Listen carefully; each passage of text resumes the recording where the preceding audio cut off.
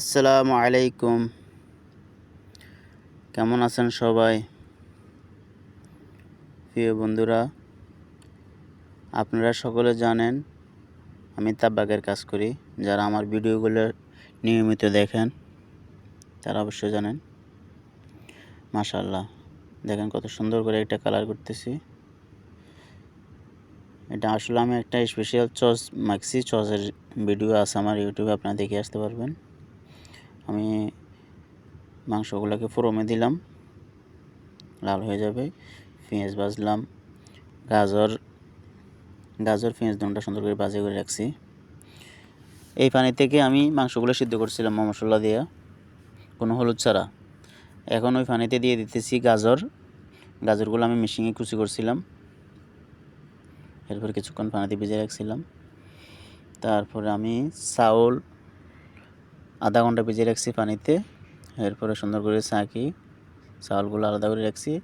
এখন দিয়ে দিতেছি হচ্ছে ক্যাপসিকাম। আমি একটা ক্যাপসিকাম ইউজ করছি এখানে। এই যে চাউলগুলো আমি দিয়ে দিতেছি।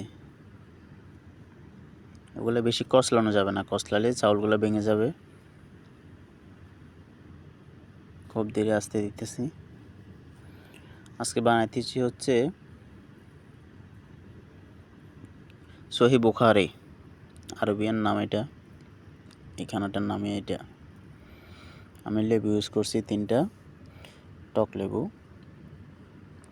এখানে দুধ, জাফরান, ঘি, কেওড়া জল এগুলো আমি মিক্স করে দিয়ে দিচ্ছি, কারণ হচ্ছে আমার রাইসগুলো হয়ে গেছে।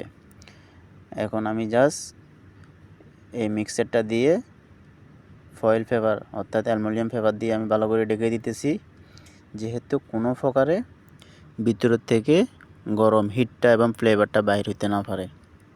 আমি সুন্দর করে টাইট করে লাগাই দিচ্ছি। 15 মিনিটের জন্য আমি দমে দিতেছি হালকা আগুনে। মাংসগুলো দেখেন, মাশাআল্লাহ খুব সুন্দর একটা কালার আসছে। দেখেন গাইস, আমার বিরিয়ানিটা দম হয়ে গেছে। মাশাআল্লাহ, খুব সুন্দর একটা মিষ্টি ফ্লেভার আসছে, যেহেতু আমি এখানে জাফরান ইউজ করছি। আমি এখন ডেকোরেশন করতেছি।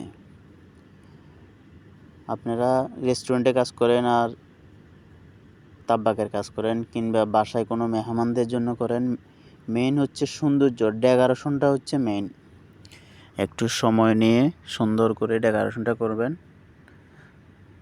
আমি খুব কেয়ারফুলভাবে করতেছি, যেহেতু রাইসগুলো কাটি না যায়।